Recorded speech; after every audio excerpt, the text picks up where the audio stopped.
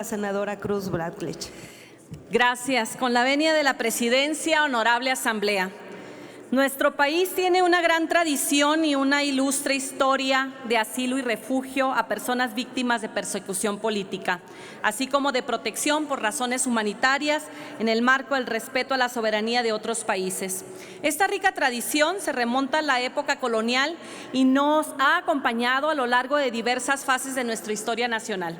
En los primeros años, la figura del asilo se enfocaba a asistir a través de la inmunidad diplomática a los perseguidos políticos latinoamericanos, quienes eran simpatizantes del gobierno mexicano y participaban en grupos políticos de oposición o rebelión en contra de los regímenes autoritarios de sus países.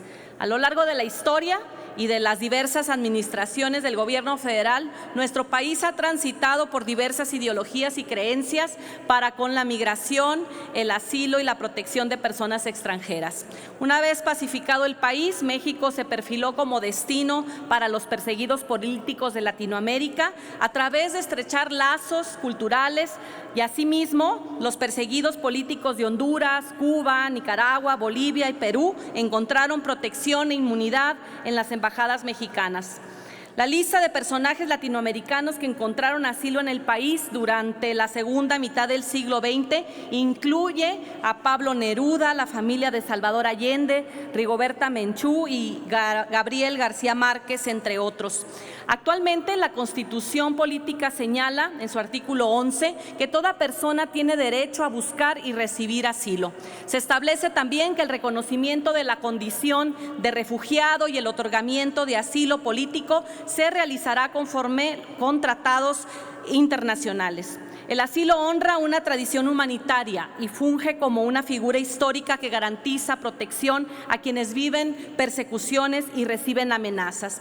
Pero la figura de asilo también puede usarse con fines y motivaciones políticas para favorecer a gobiernos específicos. Casos recientes como el otorgamiento de asilo a 6 personas relacionadas con la Asamblea Nacional de Ecuador, en la Embajada de México en la ciudad de Quito, así como a la asambleísta ecuatoriana Gabriela Rivadeneira y al expresidente Evo Morales, tienen claras motivaciones políticas y obedecen a alianzas pragmáticas, ideológicas, coyunturales y lealtades a veces compradas.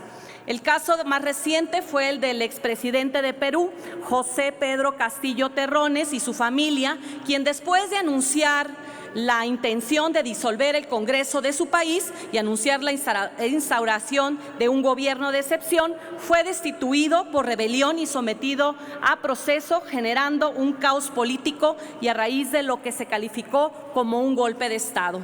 Enseguida, el presidente de México confirmó que se había instruido al canciller Marcelo Ebrard a comenzar las gestiones para recibir al presidente destituido en la Embajada Mexicana de Perú, ocasionando una ruptura de relaciones diplomáticas y declarando persona non grata al embajador de México en Perú. Esta decisión discrecional ha causado un conflicto de política exterior, uno de los más que han deteriorado al presidente con sus ideas caducas y lealtades inexplicables. El ideal del asilo es que quien lo otorgue represente auténticamente los altos ideales del Estado mexicano y que sea congruente con una tradición humanitaria, pero el asilo puede también utilizarse con fines personales para satisfacer apetitos individuales y consolidar lealtades poco claras. La discrecionalidad en el otorgamiento del asilo puede tener consecuencias adversas a nuestra política exterior. Ya le ofrecieron asilo a la familia de un golpista. ¿Qué sigue? ¿Darles asilo a dictadores genocidas como Putin o Maduro? ¿O darles asilo a regímenes que pretenden destruir las reglas democráticas y las libertades como el de Nicaragua? Los mensajes que están dando a la comunidad de naciones democráticas y libres al asociarse, proteger y hacer negocios y dar asilo a genocidas, ladrones y golpistas son preocupantes. Por ello, el Poder Constituyente Permanente estableció mecanismos de control para que el jefe de Estado en turno no use y abuse de los instrumentos de política exterior.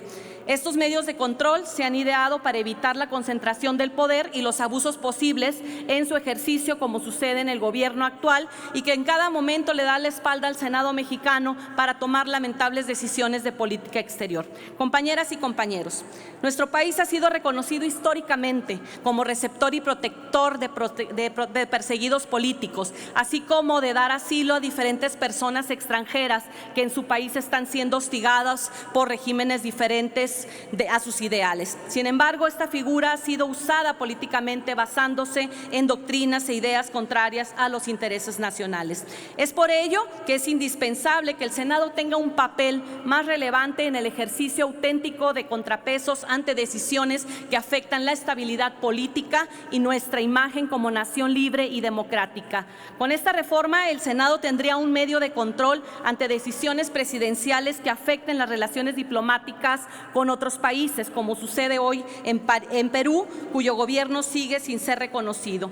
Las dos iniciativas que presento el día de hoy, tanto la reforma al artículo 76 constitucional como las reformas a la Ley de Migración y la Ley sobre Refugiados, Protección Complementaria y Asilo Político, tienen como objetivo que ante las solicitudes de asilo político de alto nivel, el Senado tenga un rol de primera importancia. Este control parlamentario se aplicaría a personas extranjeras denominadas como alto funcionario público, que son quienes forman o hayan formado parte de diferentes órdenes de gobierno en las jerarquías más altas, ya sea presidente o primer ministro, gobernador, secretarios de Estado o ministros, miembros del Congreso, así como miembros del Poder Judicial. Asilo, refugio y vocación migratoria están todos bajo los ideales humanitarios de nuestras leyes e instituciones, las cuales funcionan hoy bajo un gobierno inhumano que legitima crímenes de Estado y persigue archivos expiatorios, como se dio el caso de la tragedia de Ciudad Juárez. Es por ello que este Senado no le puede dejar las manos libres ni a este presidente ni a los que vengan. No podemos permitir que decisiones tomadas por una sola persona destruyan la imagen de México en el exterior. Ante el evidente fracaso de la política migratoria de este país y ante las decisiones tomadas con base en ideologías e intereses ajenos a la nación, es indispensable que el Senado mexicano sea contrapeso, que todavía no ha podido ser. Ante un gobierno que ha perdido el rumbo y que nos lleva directamente a ser parte de las naciones caracterizadas por su pérdida de libertades y por su gobierno de corte dictatorial, el Senado debe actuar aquí y ahora o pagar las consecuencias de su omisión a decisiones arbitrarias y autoritarias. Es cuanto, Presidenta. La iniciativa constitucional se turna a las Comisiones Unidas de Puntos Constitucionales y de Estudios Legislativos Segunda. La iniciativa relativa a la Ley de Migración y de la Ley sobre Refugiados se turna a las Comisiones Unidas de Asuntos Fronterizos y Migratorios y de Estudios Legislativos Segunda.